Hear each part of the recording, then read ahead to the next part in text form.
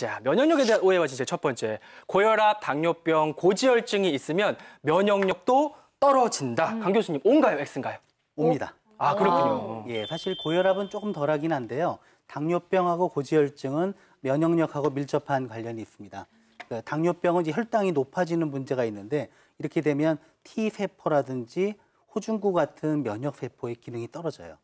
그리고 또 고지혈증의 경우는 면역하고 관련된 혈중의 화학물질인 사이토카인이라는 게 있는데 이 기능을 떨어뜨리기 때문에 역시 면역을 떨어뜨리게 됩니다. 만성 질환 있으신 분들은 면역력도 더 잘 챙기셔야 될 것 같고요. 두 번째 오해와 진실 한번 열어봅니다. 운동 많이 하면 할수록 면역력 올라간다? 체력은 올라갈 것 같은데 강 교수님 OX 정답 뭘까요? 답은 O입니다. 오. 사실 운동을 꾸준히 많이 하게 되면 몸의 전체적인 면역 기능이 좋아지고 면역 세포가 활성화됩니다. 그래서 면역 기능이 올라가게 되는데요. 딱 하나 예외가 있습니다. 예. 운동을 오늘까지 하나도 안 하다가 예. 갑자기 오늘 이 방송 보고 2시간씩 매일 한다 이러면은 무리가 되잖아요. 그렇게 되면 그때는 일시적으로 면역이 떨어질 수 있기 때문에 평소에 운동을 안 하던 분은 점진적으로 강도랑 시간을 넓혀야 됩니다. 그러니까 운동이 과해서 노동이 될 정도로 힘들게 하면 안 된다. 그런 말씀이신 것 같아요. 자, 세 번째 보겠습니다. 젊은 사람은 면역력이 높아서 병도 잘 안 걸린다. 그렇지 않을까요, 오 교수님? O인가요, X인가요? X입니다. 아, 그래요? 그래요? 네. 평균적으로 보면 당연히 고령층보다는 젊은 층에서 면역력이 더욱 높겠죠. 그렇지만 운동 부족이거나 식습관이 건강하지 못한 젊은 사람들도 면역력 관련한 질환을 앓을 수가 있어요. 그래서 실제로 뭐 과로나 스트레스가 오래 지속되다 보면 젊은 사람들 중에서도 폐렴과 대상포진이 걸릴 수도 있거든요. 면역력이 떨어진 결과입니다. 그렇군요. 그 다음은요, 저희 어머니께서 항상 하시던 말씀인데 오늘 드디어 진위 여부를 가릴 수 있겠어요. 예. 너무 깔끔 떨면 오히려 면역력 약해진다. 맞아. 이런 네, 말씀 많이 맞아요. 하시고. 흙도 만지고 그래야 된다고. 저도 어렸을 때부터 저에게 많이 들었고 제 친구도 굉장히 깔끔을 떨거든요. 근데 저는 지저분해서 제가 오히려 면역력이 좋았거든요. 근데 이거 O예요, X예요? 오 교수님. 옵니다. 아, 그래요? 네. 오, 신기하다. 네. 너무 깔끔 떨다가 이제 뭐 자가 면역 질환이 생기거나 알레르기 질환이 생길 수 있다는 이론이 있어요. 위생 가설이라고 부르는데요. 예. 소독약과 세제를 매우 많이 사용하는 매우 청결한 환경에서 생활하다 보면은 우리 몸이 미생물에 노출되거나 미생물에 대항하는 정상적인 면역 반응이 일어날 기회가 줄어듭니다. 네, 그래서 이제 이상 면역 반응이 잘 생길 수 있는 것이죠. 그리고 많은 연구가 이 가설이 타당하다는 것을 또 증명하기도 했습니다. 그렇지만 이제 현재 코로나19가 확산되고 있는 위기 그렇죠, 상황이잖아요. 그렇죠. 네, 이런 상황에서는 아주 과도할 만큼 네. 개인 위생에 신경 쓰시는 게 맞습니다. 네, 정말 지금처럼 코로나19로 엄중한 상황 속에서는 예외입니다. 예외적으로 위생관리, 손 씻기 더 철저히 하셔야 된다는 거 알려드리고요. 다섯 번째 볼게요. 햇볕을 많이 쬐면 면역력이 강해진다. 어떨까요, 교수님? 네, O입니다. 네, 우리가 햇볕은요, 10분만 쬐어도 우리 면역 시스템을 활성화시킨다고 보고된 바 있습니다. 그래서 늘 강조하지만 햇빛 영양소 가득 만나주십시오. 제가 부탁을 드리는데요. 우리가 햇빛에 있는 청색 광선을 쏘게 되면은 피부의 아주 깊은 속에 진피 속까지 들어가서 진피에 있는 면역 기능을 담당하는 T세포를 활성화시켜요. 뿐만 아니라 햇빛으로부터 우리 두뇌 세포에 세로토닌, 신경 전달 물질 분비되기 때문에 도움이 되고요. 이 세로토닌 호르몬은 우리 면역 기능에 관여하는 T세포가 열심히 활동할 수 있도록 도와주는 것으로 알려져 있습니다. 뿐만 아니라 세로토닌 다들 잘 아시지만 행복과 즐거움을 만드는 호르몬이잖아요.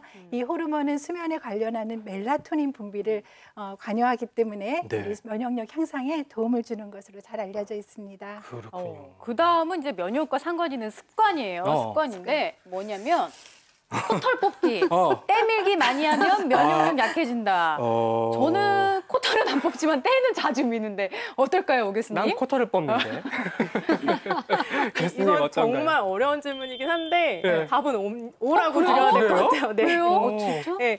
코털을 뽑게 되면 코털이 뽑힌 모낭 부위로 이제 일시적으로 구멍이 생기는 거예요. 그러면 그쪽으로 세균이 침투할 수 있겠죠. 그러면 그쪽에서 모낭염이 생길 수 있고요. 그리고 때밀기는 피부가 우리가 강해서 일반적으로는 괜찮습니다. 그렇지만 너무 강할 경우에는 피부 방어 장벽을 약화시킬 수가 있겠습니다. 아, 그렇군요. 저 방송 전에도 분장하다가 하나 뽑았는데 이거 조심해야겠습니다. 주의해야 되겠고요.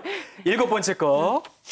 면역력 높인다는 건강식품 전부 효과가 있을까? 이거 진짜 궁금해요. 네, 저도 요즘 TV를 보다 보면 막 면역력을 높이는 광고들이 엄청 많이 나오거든요. 근데 이게 정말 다 효과가 있을까 너무 궁금하거든요. 네, 강 교수님. 예, 답은 X입니다. X. 보통 시험 문제에 전부라고 나오면 답이 아니죠. 실제로 코로나19 여파로 면역이 좋다는 그런 건강식품들 정말 많이 광고되고 있거든요. 네. 네, 물론 그중에 일부는 정말 효과가 검증된 것도 있지만 그렇지 않은 것도 참 많습니다. 그래서 사실 면역력을 높이는 데 가장 중요한 것은 새끼를 규칙적으로 드시면서 네. 면역력을 높이는 데 도움이 되는, 내 몸에 도움이 되는 그런 여러 가지 식품을 고루 드시는 게 가장 먼저라고 생각합니다. 그렇군요. 네, 면역력 높이는 식품이라고 해서 다 면역력을 높여주는 건 아니다라고 말씀하셨어요. 그래서 준비를 했습니다. 세 분의 교수님께서 추천해 주신 면역력을 높이는 데 도움이 되는 진짜 식품들 한번 알아보도록 할게요. 자, 하나하나 가볼까요? 열어봅니다. 면역력 강화 4대 식품이에요. 첫 번째는 바로 이건데요. 진귀한 게 있을 것 같아요. 자, 공개합니다. 보시면 각종 쇠고기, 돼지고기, 살코기, 닭가슴살 이렇게 준비가 돼 있어요. 네. 그러니까 단백질 종류다 이렇게 생각하면 될까요, 김 교수님? 네, 맞습니다. 우리가 육류식품이라고 말씀드리지 않고 살코기라고 한 이유는 바로 단백질 때문입니다. 우리 체내의 세포, 면역세포와 면역물질은 대부분 단백질로 구성되어 있어요. 그런데 이 단백질은 탄수화물과 지방과는 다르게 질소라는 구성 성분을 가지고 있는데요. 이 질소는 체내에 저장이 되지 않기 때문에 매일매일 일정량 공급해줘야 합니다. 그래서 더더군다나 단백질 섭취 중요성 강조할 수밖에 없는데요. 우리가 특별히 저렇게 육류 단백질로부터 섭취해야 되는 그람 수를 제가 좀 말씀을 드리면은요. 네. 이 탁구공 크기로 한두 개 정도를 최소한 우리가 하루에 나누어서 드시는 거 꼭 권장할 수 있습니다. 우리가 육류 단백질로부터 한 100g 정도를 섭취하려면은 그 정도 섭취해 주셔야 하거든요. 뿐만 아니라 육류 단백질뿐만 아니라 생선, 달걀, 우유 골고루 섭취하는 거 꼭 필요합니다. 한 가지 제가 꼭 부탁드리고 싶은 것은요. 네. 너무 한 가지 단백질 식품에 편중되지 마시고요. 지금 말씀드린 육류 단백질, 그다음에 달걀, 우유, 생선 골고루 섭취하는 거 꼭 필수적입니다. 네, 기본적으로 면역세포의 기본 재료라고 할 수 있어요. 단백질 챙기셔야 되고요. 그 다음은 뭐가 들어있을까? 짠! 각종 버섯류가 나왔네요, 김 교수님. 네, 베타글루칸, 비타민 D, 식이섬유, 또 항산화 물질 풍부한 버섯류 추천해드리고 싶습니다. 버섯에 들어있는 베타글루칸은요, 우리 항산화 성분이기 때문에 항산화 기능이 풍부하게 가지고 있어서 우리 활성산소를 제거하고 체내에 우리가 건강하게 면역세포를 만드는 데 도움이 됩니다. 뿐만 아니라 활성산소를 제거하기 때문에 노화 방지에도 도움이 되는 것으로 잘 알려져 있어요.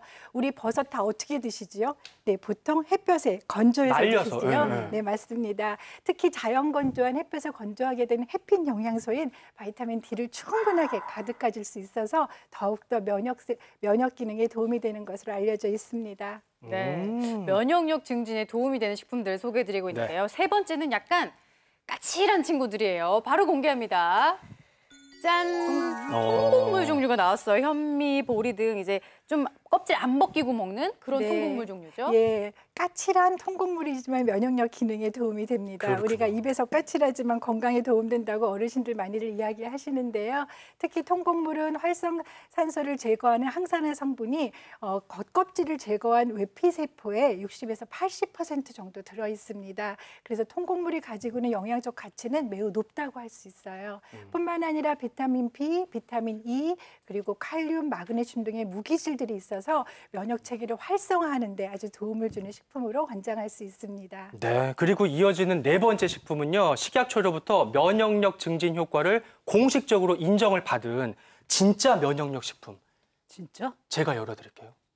바로 홍삼이 나왔습니다, 강 교수님. 네, 홍삼은 말씀 주신 것처럼 식약처에서 공식적으로 면역력을 높이는 효과가 있다고 인정을 한 그런 건강기능식품입니다. 네. 사실 식약처에서는 여러 가지 식품들이 들어오면은 거기에 대해서 사람에 대한 검사라든지 연구 여러 가지 실험을 통해서 정말 효과가 있는지를 인증을 해서 거기에 대해서만 인증을 하게 되는데요. 면역에 대해서는 현재 20여 개 정도가 면역력 증진 효과가 있는 것으로 알려져 있거든요.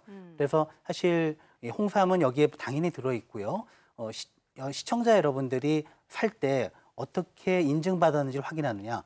건강기능식품이란 마크가 제품 겉에 표시가 돼 있고요. 네. 그리고 또 이제 해썹 인증을 받은 그런 인정받았다는 마크도 있거든요. 그래서 저 건강기능식품 마크가 있다면 아 이거는 식약처에서 인증을 받은 거구나 이렇게 이해하시면 되겠습니다. 네. 네.